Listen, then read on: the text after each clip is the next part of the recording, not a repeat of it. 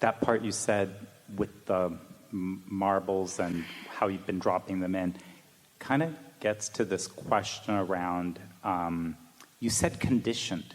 So people talk about, or they'll say, yeah, you've got some sort of limiting thought or subconscious thought, and I've heard you speak. You've got to believe it's not subconscious. Nothing subconscious is active in your bag. Subconscious things are not attracting to you.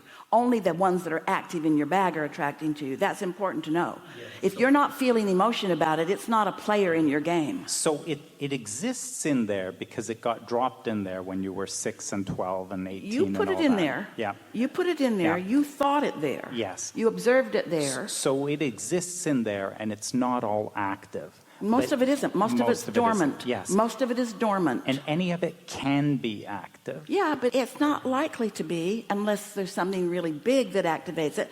And when it does, it stings. You can feel when somebody pushes a sore spot. Yeah, yeah. So what is that everyone says? No, I must have a liberty.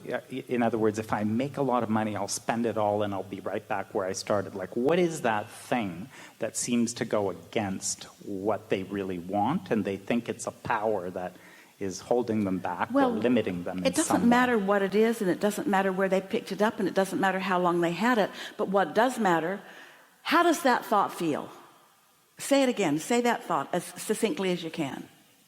I'll never have enough, or I'm never going to get enough, because as soon as I start to get some, my husband's ex-wife petitions the courts and takes more of it, and therefore I am powerless to have what I want.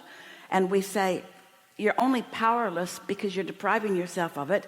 You can't sort all of that out. It's crazy making. Where did I get this idea? How long have I been thinking? But you can sort out, I wonder what my inner being thinks about this. Wonder how my inner being feels about this. And you know for sure, if you feel defeated, your inner being feels the opposite. If you're blaming someone, your inner being is feeling love. If you feel deprived, your inner being is feeling your abundance. Because it's two ends of the stick. That's why this calibration should not be a difficult thing to do. But it takes some explaining to so many who have been conditioned to believe that you are not good, that you are not perfect, that you are not creator, that you are not blessed. How many times do humans hear that you were born sinners? Really? Who makes this stuff up? Someone who needs you to behave differently for their benefit.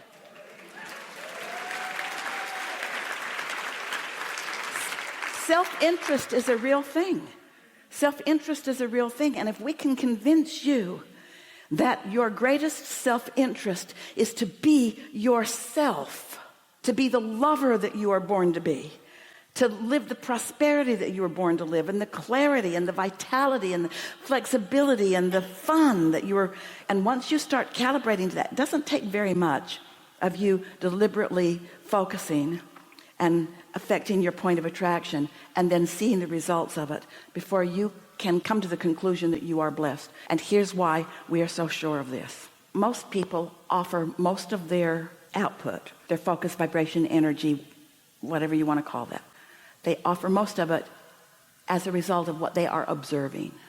So doesn't it follow that if you can deliberately drop some marbles in your bag so that you are deliberately activating your point of attraction, and then you get to witness what the law of attraction does in response to that, now isn't that habit of observation going to serve you?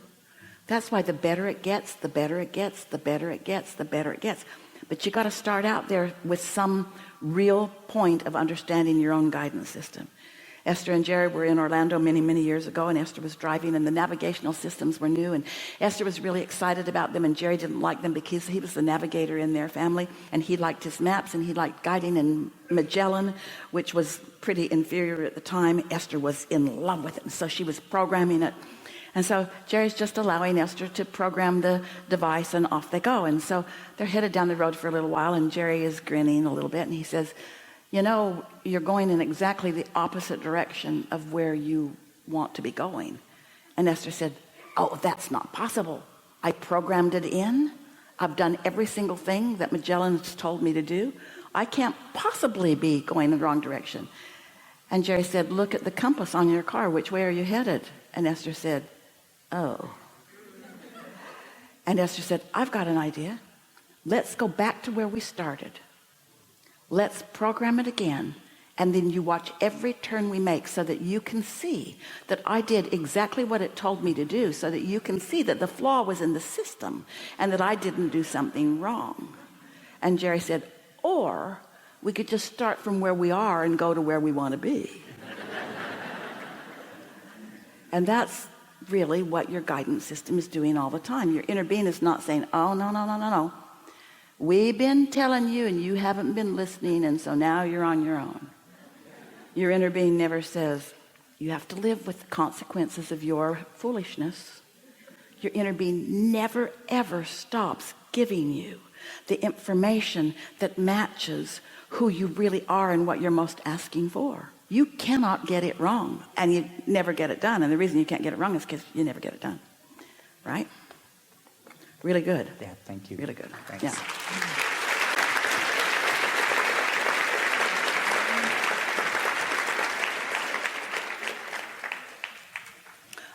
So, Terrytown, 35 people in the room. Long time ago. Seattle, there were 3. Oh, not lately. And The now law of there's attraction this. is a real thing, isn't it? Yes. It isn't numbers, it's clarity. In other words, it's the asking and allowing. That's all that matters. That's all that matters. What's up? I want to know where we go when we're in slumber. Where are we when we're sleeping? Well, you're in a place of non-resistance. Your consciousness is withdrawn. And so the best way of expressing it is that your inner being but your inner being isn't necessarily focusing your physical being while you're asleep. So the best way to understand it is that it's an opportunity for your point of attraction to be at ease for a little while. It's like whatever you've been gathering up, you're not gathering up quite so much. Why do you want to know? Why does that matter? I want to know if we can control it somehow. Why would you need to? You're asleep, so you're not doing any positive or negative attracting. And meanwhile, your inner being's doing all that positive attracting. So why are you wanting to mess with the way the universe works? So why do people have nightmares? Or The most important thing to understand is that when you dream, whether it's a dream that feels good to you or a dream that doesn't feel good to you, when you dream, it's not something that's happening all night long. It's a download of vibration that you are translating, and it makes it feel like it lasted for a long time. But it is always a vibrational match to what's active in your bag. Always a vibrational match to what's active in your bag.